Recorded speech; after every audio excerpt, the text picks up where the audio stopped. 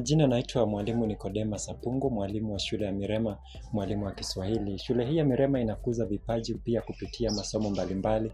Pia utapata kwamba wanafunzi hushiriki katika tamasha mbalimbali kama vile tamasha za muziki, tamasha za drama na masuala mengi ya kitaifa, ambapo pia hufuzu katika vitengo mbalimbali. Wanafunzi wetu pia waliweza kushiriki katika tamasha za musical play ambazo zilifanyika maeneo ya Loresho. Na tamasha hizo hakika zilikuwa nzuri sana, ambapo walikuwa wakizungumzia michezo ambao ulikuwa na mada Rooted and Rising. Hashtag ilikuwa the viral there.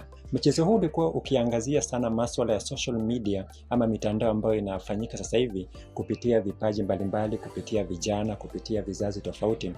Swali lilikuwa ni wanatumia vipi mitandao za kijamii? Kuna wengi ambao wanatumia mitandao ya kijamii vibaya na kuna wengi hutumia mitandao ya kijamii vizuri.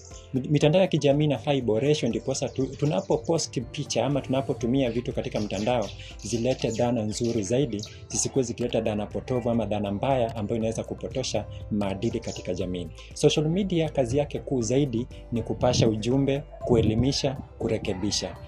Tukizingatia hayo yote, utagundua kwamba kizazi ambacho tunachokilea kitakuwa ni kizazi kizuri zaidi, kizazi cha kupigiwa hata upato, kizazi ambacho kitakuwa kizuri zaidi miaka ijayo. Lakini tukitumia social media vibaya zaidi, utagundua kwamba vizazi ambavyo vitakavyokuja havitakuwa vizazi vizuri sana. Mchezo huo pia ulizingatia sherehe za Krismasi. Kwa hivyo basi, kutoka shule ya Mirema na watakieni Krismasi njema.